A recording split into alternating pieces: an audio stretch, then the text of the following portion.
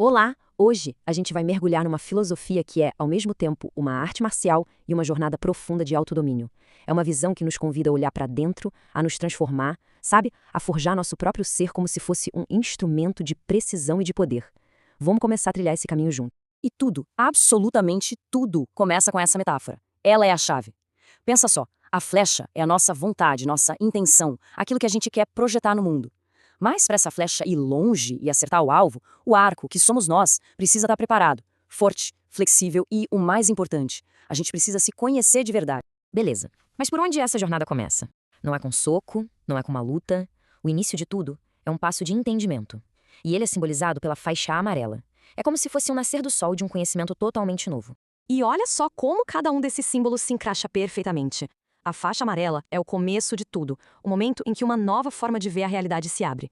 Com isso, vem a alegria da descoberta, a esperança para lidar com as dificuldades e a luz da criatividade para a gente começar a desenvolver sabedoria. É a base, o alicerce de todo o resto. Com essa base de conhecimento, a gente volta para nossa metáfora principal. Se a vontade é a flecha, então é fundamental entender um instrumento que vai lançar essa flecha. E esse instrumento somos nós.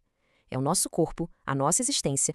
E para entender esse instrumento, a gente pode olhar para uma lei bem básica da física. Força é igual a massa vezes aceleração. Mas calma, não é uma aula de física, não. É só um jeito genial de entender como o nosso eu físico, a nossa massa, se junta com as nossas intenções para criar ação no mundo. E aqui está o pulo do gato. Essa equação junta o que é tangível com o que é intangível. De um lado, a gente tem a massa, nosso corpo, os átomos, algo concreto. Do outro, a aceleração, um conceito abstrato que, aqui, representa nossos pensamentos, nossa intenção agindo no tempo. Quando esses dois mundos se unem, o resultado é a força. É o eu em ação capaz de mover as coisas no mundo. Ok, com esse entendimento, a energia muda. Agora, a gente sai da teoria e vai para a prática. Chegou a hora de forjar um instrumento, de moldar o corpo para que ele vire um arco preciso, poderoso e que responda aos nossos comandos. Esse processo de forja começa com as ferramentas mais básicas, como se fosse o ABC do movimento. Primeiro, os socos, jab, direto, gancho, cruzado. Logo em seguida, as defesas, as esquivas paralelas e cruzadas. Esses são os tijolos, a base para construir toda a linguagem corporal que vem pela frente. E não para por aí, claro. A gente adiciona mais ferramentas para a caixa. Os chutes, como o frontal e o circular, e os movimentos de avançar e recuar. Cada técnica nova é como se fosse mais uma letra nesse alfabeto do corpo, expandindo as possibilidades de se expressar e de reagir. E aqui a gente vê como essas letras começam a formar palavras. Olha só essa sequência. Jab, direto, mais um jab. Aí vem uma esquiva, cruzada, para sair do lugar e já preparar o contra-ataque, com cruzado e um direto. É a fluidez da ação, a combinação das ferramentas básicas em algo maior. Agora uma outra combinação para a gente ver a evolução. Aqui os chutes entram na dança. Um jab e um direto abrem o caminho e logo em seguida vem um chute circular nas costelas e outro na coxa. O arco está ficando cada vez mais versátil, mais capaz de se adaptar a qualquer situação. Mas de que adianta um arco perfeito, super bem forjado, se a gente não tem uma flecha e não sabe para onde mirar? Agora, o foco muda completamente. A gente sai do físico e vai para o mental, do instrumento para a intenção. Vamos falar da flecha, a nossa vontade. E atenção, isso aqui é fundamental. Vontade não é a mesma coisa que desejo. O desejo é o impulso, a urgência do corpo, tipo a fome. É o corpo gritando, eu preciso comer. Já a vontade é uma escolha consciente. É uma declaração de humanidade. É a mente agindo de forma deliberada. O exemplo aqui é poderoso. Uma mãe, mesmo com fome, escolhe dar comida para o filho.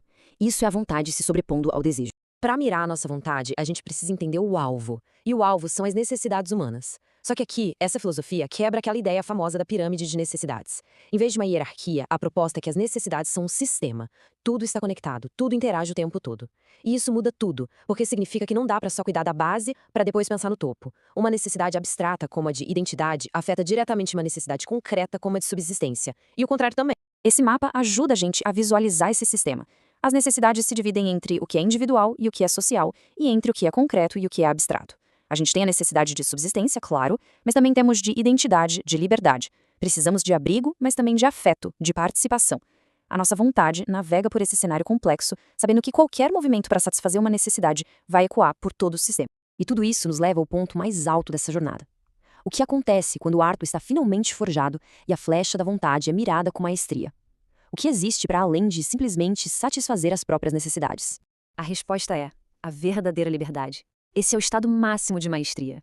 Ele acontece quando a nossa vontade não precisa mais ficar apontando para as nossas próprias carências. É um ponto de virada, sabe? O momento em que a ação não é mais sobre sobreviver ou buscar satisfação pessoal, mas passa a ser guiada por um propósito muito maior do que o próprio eu. E essa liberdade leva a uma percepção totalmente nova. E então nos veremos como uma só espécie compartilhando um só planeta. O autodomínio, aquela jornada que começou com um único passo, se expande até virar uma consciência de conexão universal. A jornada para dentro, no fim das contas, revela nossa ligação com tudo que está fora. E para terminar, fica aqui uma pergunta. Depois que o arco está pronto e a flecha não precisa mais mirar nas próprias necessidades, qual vai ser o alvo? O que uma pessoa se propõe a alcançar quando se torna verdadeiramente livre?